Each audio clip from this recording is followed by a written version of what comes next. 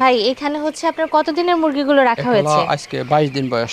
22 দিন বয়স। হ্যাঁ। কতদিন বয়সে? 10 দিন বয়সে তো নিয়ে এসেছিলেন মনে না, হয়। এগুলো তো জিরো বয়স, এখানেও জিরো। এখানেও জিরো? হ্যাঁ, জিরো থেকে ওখানেও বোর্ডিং, জিরো, এখানেও বোর্ডিং জিরো। থেকে এখানে। ও এখানে পেছনে আছে। এইটা বোর্ডিং করে এখানে ছাড়ি দিছি আর কি। আচ্ছা, তো এখানে ওইটার ভেতরে যেহেতু এই বাচ্চাগুলোকে রাখার সুযোগ নেই, এখানে আবার হ্যাঁ, আলাদা করে আপনি সেট করে এটা নিয়েছেন। আলাদা। আচ্ছা, তো এদেরকে কি খাবার দিচ্ছেন? এদেরকে এরা এখন গ্রোয়ার খাবে। আচ্ছা, তো এই খেলা শেষ। খাবার দেয়া কি ওদের শুধুমাত্র যে বৃদ্ধিটা ভালো হবে, হ্যাঁ। মাংসটা ভালো হবে, এইটার উদ্দেশ্যে কি প্রোটিন জাতীয় ব্যাপারে কি এগুলোতে এখন যে বেশি? গ্রোয়ার খাদ্য খাবে, মুরগির ওয়েট এবং শক্তি দুইটাই পাবে। হুম হুম।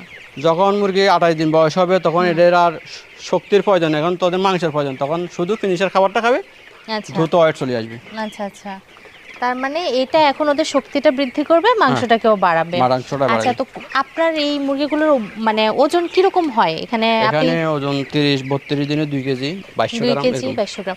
এখন বাজারে